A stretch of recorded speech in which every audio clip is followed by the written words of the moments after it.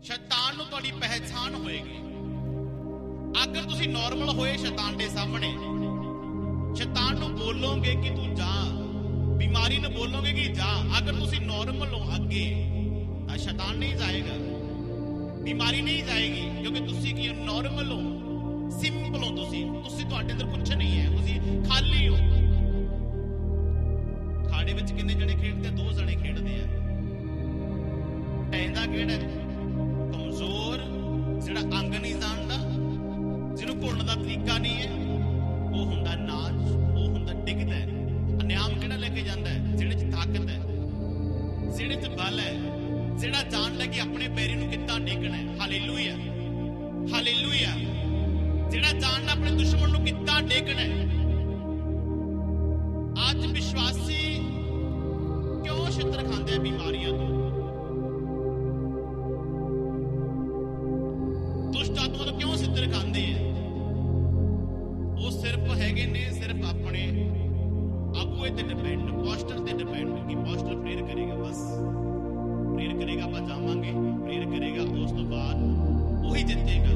Coaching, एक coaching हुंदा है, कोचिंग कोई भी ले लो, कबड्डी की कोचिंग ले लो, फुटबाल की कोचिंग ले लो, तुहानूं कोचिंग सिखा सकदा है तुसीं किद्दां लड़ना है। फौजी जदों भर्ती हुंदे आ, लड़के भर्ती हुंदे आ, लेकिन उन्हां नूं गाइड होर करन वाला हुंदा, सिखाउण वाले होर हुंदे आ, लेकिन ਜਿਹੜੇ ਸਿਖਾਉਂਦੇ ਆ ਉਹ ਨਹੀਂ ਬਾਰਡਰ ਤੇ ਜਾਣਗੇ। ਸਮਝ ਆ ਰਹੀ ਹੈ ਤੁਹਾਨੂੰ? ਆਪਣੇ ਤੋਂ ਉਠਾਓ, ਸਮਝ ਆ ਰਹੀ ਹੈ? ਹਾਲੇਲੂਇਆ। ਜਿਹੜੇ ਸਿਖਾਉਣਗੇ ਉਹ ਨਹੀਂ ਬਾਰਡਰ ਉੱਪਰ ਜਾਣਗੇ, ਉਹ ਨਹੀਂ ਗੋਲੀਆਂ ਚਲਾਉਣਗੇ ਜਾ ਕੇ। ਉਹਨਾਂ ਦਾ ਕੰਮ ਹੈ ਤੁਹਾਨੂੰ ਸਿਖਾਉਣਾ ਔਰ ਤੋਰਨਾ, ਤੁਹਾਨੂੰ ਲੜਨਾ ਤੁਸੀਂ। ਅਗਰ ਤੁਸੀਂ ਕੋਚਿੰਗ ਸਹੀ ਤਰੀਕੇ ਨਾਲ ਲੈ ਲਈ, ਸਿੱਖਿਆ ਸਹੀ ਤਰੀਕੇ ਨਾਲ ਲੈ ਲਈ, ਸਿੱਖਿਆ ਨੂੰ ਅੰਦਰ ਰੱਖਿਆ, ਸਮਝ ਗਏ ਕਿੱਦਾਂ ਬੈਰੀ ਨੂੰ ਸਾਹਮਣਾ ਕਰਨਾ ਹੈ, ਕਿੱਦਾਂ ਬੈਰੀ ਨੂੰ ਮਾਰਨਾ ਹੈ, वापस जो आओगे तो जित विच होंगे, बैरी नूं जितोगे, एक वड्डी टेस्ट मनी नाल, वड्डी गवाही नाल तुसीं वापस आओगे। तारीफ करो, हालेलुया, हालेलुया। इसलिए ज्यादा परमेश्वर नाल बैठो, ज्यादा रिश्ता परमेश्वर नाल बनाओ, ज्यादा रिश्ता, क्योंकि ग्रेस परमेश्वर वालों मिलनी है, सामर्थ परमेश्वर वालों मिलनी है, तरीके परमेश्वर वालों मिलने हैं। किवें शैतान नाल लड़ना है, किद्दां असीं शैतान नूं डेगना है, सारे परमेश्वर विचों निकलदे हैं।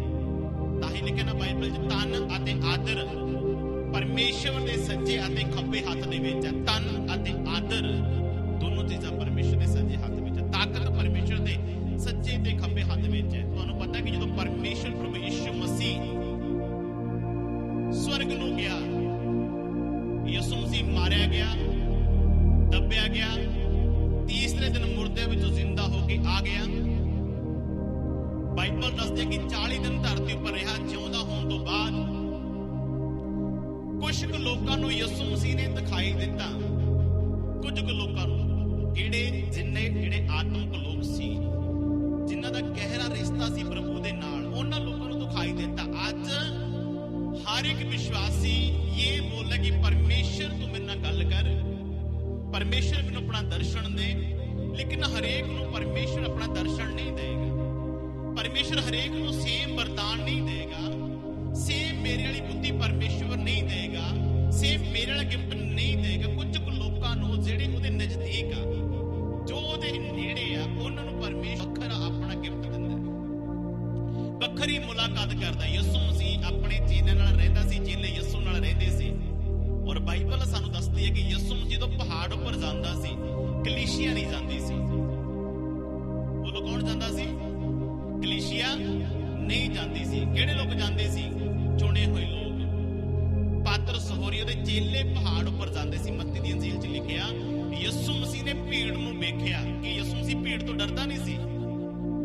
कई प्रीचिंग प्रचार करदा, कई पोस्टर प्रचार करदा कि वो भीड़ नूं देख के वो डर गया ਅਤੇ ਪਹਾੜ ਉੱਪਰ ਚੜ ਗਿਆ। ਯਿਸੂ ਮਸੀਹ ਭੀੜ ਦੀ ਤਾਂ ਲੋੜ ਹੈ, ਯਿਸੂ ਮਸੀਹ ਨੂੰ ਆਈ ਭੀੜ ਇਕੱਠੀ ਕਰਨ ਵਾਸਤੇ। ਯਿਸੂ ਮਸੀਹ, ਤੁਹਾਨੂੰ ਪਤਾ ਬਾਈਬਲ 'ਚ ਇਹ ਗੱਲ ਲਿਖੀ ਹੋਈ ਹੈ, ਕਹਿੰਦਾ ਯਿਸੂ ਮਸੀਹ ਅੱਜ ਨੂੰ ਆ ਜਾਂਦਾ ਹੈ, ਅੱਜ ਨੂੰ ਕਿਤੇ ਦਾ ਆ ਜਾਂਦਾ ਯਿਸੂ ਮਸੀਹ। ਅਸੀਂ ਕਹਿੰਦੇ ਯਿਸੂ ਮਸੀਹ ਆਏਗਾ, ਬਾਈਬਲ 'ਚ ਲਿਖਿਆ ਉਹ ਜਲਦੀ ਆਏਗਾ, ਜਲਦੀ ਆਏਗਾ, ਜਲਦੀ ਆਏਗਾ। पर यीशु मसीह जल्दी क्यों नहीं आ रहा, क्यों देरी ला रहे हैं? बाइबल दसदे यीशु मसीह मसीह नहीं चाहता भी एक दा भी नाश होवे।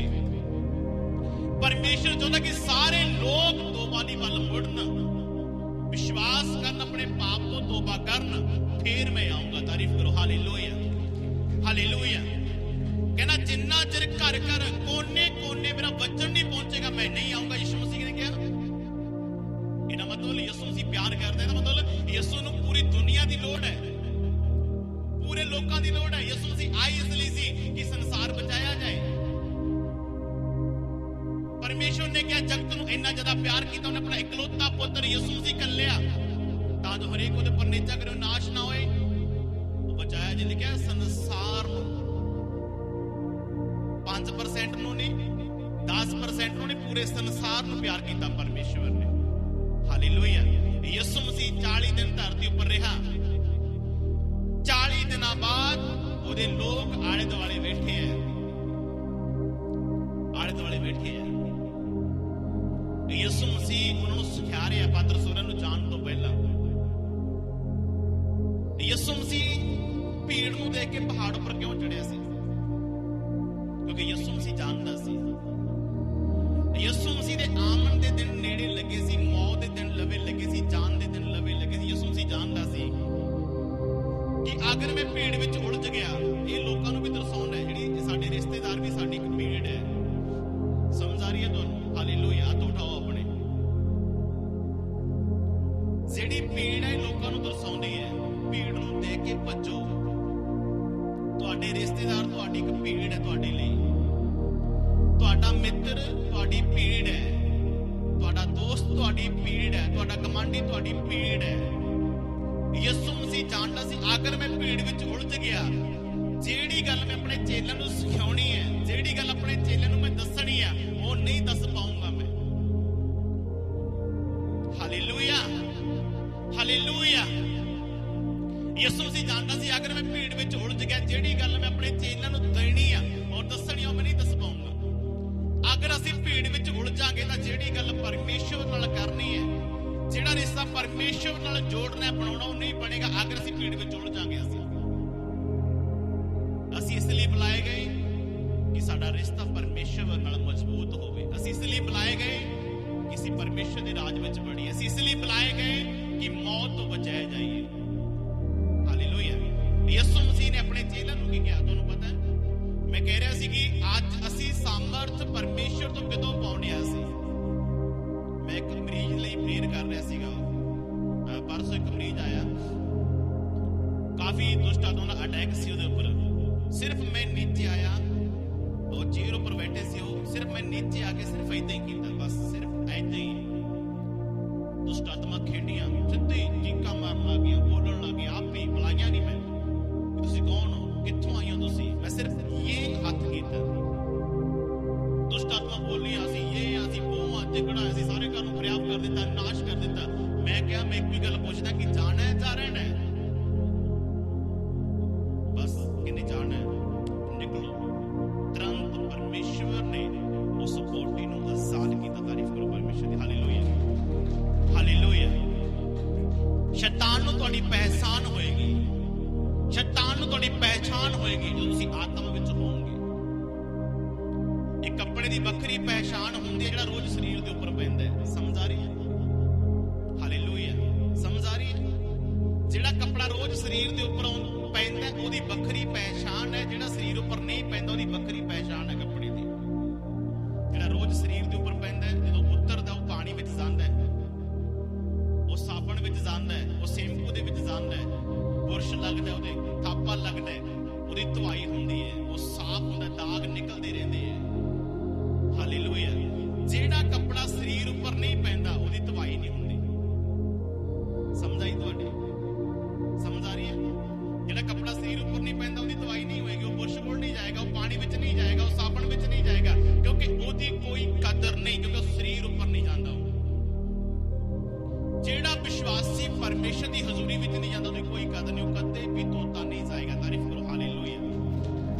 ਕਦੇ ਵੀ ਧੋਤਾ ਨਹੀਂ ਜਾਏਗਾ, ਕਦੇ ਵੀ ਸਾਫ਼ ਨਹੀਂ ਕੀਤਾ ਜਾਏਗਾ। ਜਿਹੜਾ ਬੰਦਾ ਆਪਣੇ ਪਰਮੇਸ਼ਰ ਦੇ ਨਜ਼ਦੀਕ ਨਹੀਂ ਜਾਏਗਾ, ਜਿਹੜਾ ਬੰਦਾ ਪ੍ਰਾਰਥਨਾ ਵਿੱਚ ਨਹੀਂ ਜਾਏਗਾ, ਉਹ ਬੰਦਾ ਕਦੇ ਧੋਤਾ ਨਹੀਂ ਜਾਏਗਾ, ਉਹਦੇ ਦਾਗ ਕਦੇ ਸਾਫ਼ ਨਹੀਂ ਹੋਣਗੇ। ਜਿਹੜਾ ਕੱਪੜਾ ਬੋਡੀ ਉੱਪਰ ਨਹੀਂ ਜਾਏਗਾ, ਸਰੀਰ ਉੱਪਰ ਨਹੀਂ ਜਾਏਗਾ, ਸਾਬਣ ਕੋਲ ਨਹੀਂ ਜਾਏਗਾ, ਕਦੇ ਬੁਰਸ਼ ਕੋਲ ਨਹੀਂ ਜਾਏਗਾ, ਕਿਉਂਕਿ ਬੋਡੀ ਉੱਪਰ ਨਹੀਂ ਗਿਆ।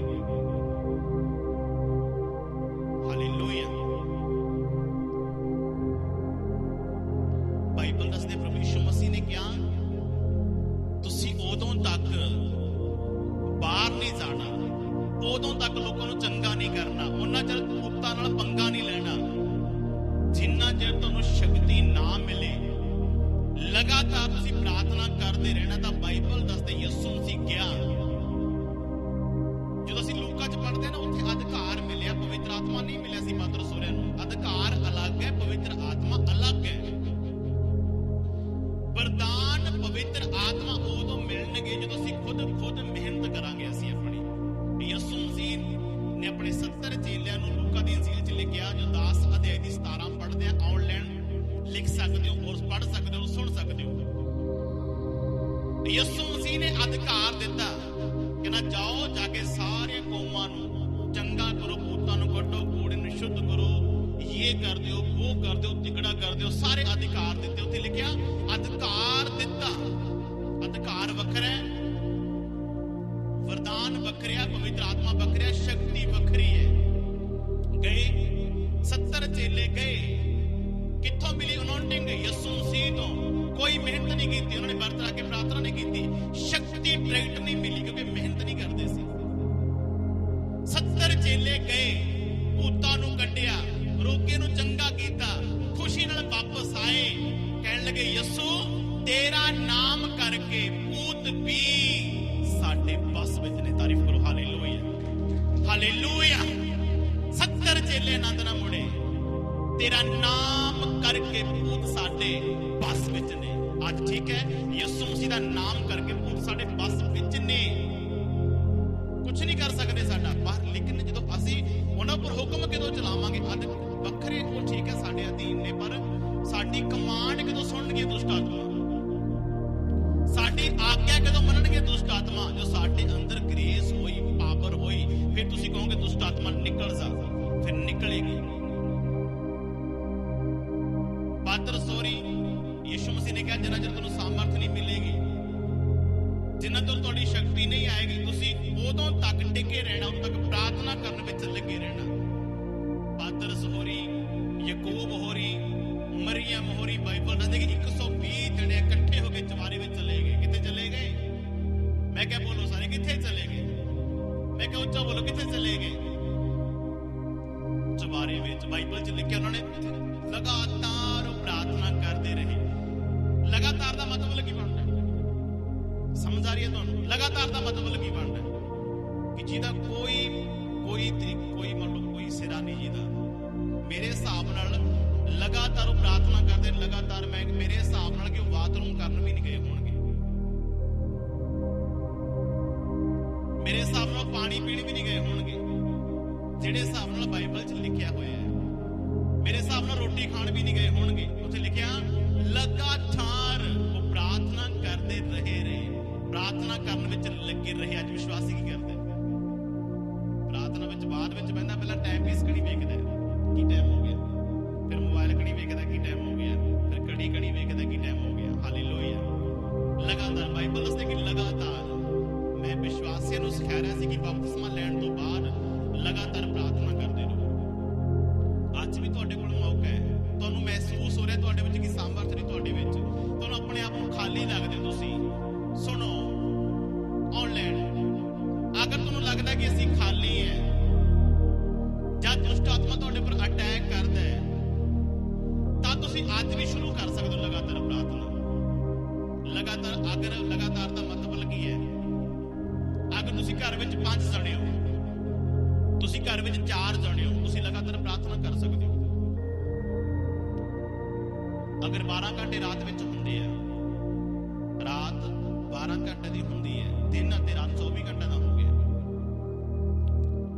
ਅਗਰ ਤੁਸੀਂ ਪ੍ਰਾਰਥਨਾ ਸ਼ੁਰੂ ਕਰ ਸਕਦੇ ਹੋ, ਮੰਨ ਲਓ ਤੁਸੀਂ 4 ਜਣੇ, ਤੁਸੀਂ ਆਪਣੀ ਪ੍ਰਾਰਥਨਾ ਘੰਟਾ ਪੜ੍ਹ ਸਕਦੇ ਹੋ। ਇੱਕ ਜਣਾ ਪ੍ਰਾਰਥਨਾ 'ਚ ਬਹਿ ਗਿਆ, ਪ੍ਰਾਰਥਨਾ ਕਰੀ ਜਾ ਰਿਹਾ, ਪ੍ਰਭੂ ਸਾਨੂੰ ਆਤਮਾ ਨਾਲ ਭਰ ਦੇ। ਜੋ ਤੁਹਾਨੂੰ ਪ੍ਰਭੂ ਦਾ ਆਤਮਾ ਬੋਲਦਾ ਪ੍ਰਾਰਥਨਾ ਕਰਨ ਦੇ ਲਈ, ਕਿਉਂਕਿ ਬਾਈਬਲ 'ਚ ਲਿਖਿਆ ਅਸੀਂ ਨਹੀਂ ਜਾਣਦੇ ਪ੍ਰਾਰਥਨਾ ਕਿਸੇ ਵਿਸ਼ੇ ਦੀ ਕਰਨੀ ਹੈ, ਨਾ ਸਾਨੂੰ ਕਰਨੀ ਆਉਂਦੀ ਹੈ, ਪਰ ਪਵਿੱਤਰ ਆਤਮਾ ਹਉਕੇ ਭਰ ਕੇ ਸਾਡੇ ਲਈ ਸਿਫਾਰਿਸ਼ ਕਰਦਾ ਹੈ ਸਾਨੂੰ ਕਿੱਦਾਂ ਦੀ ਪ੍ਰਾਰਥਨਾ ਦੀ ਜ਼ਰੂਰਤ ये कोई शक नहीं, प्रार्थना परमेश्वर सिखाएगा, परमेश्वर का आत्मा सिखाएगा, क्योंकि बाइबल च लिखा पवित्र आत्मा सच्चाई की मदद करता है। यीशु मसीह ने कहा मैं अपना पवित्र आत्मा कलांगा, वो तुहाडी सच्चाई विच तुहाडी मदद करेगा, करेगा करके तो देखो सच्चाई, चल के देखो सच्चाई से एक बारी।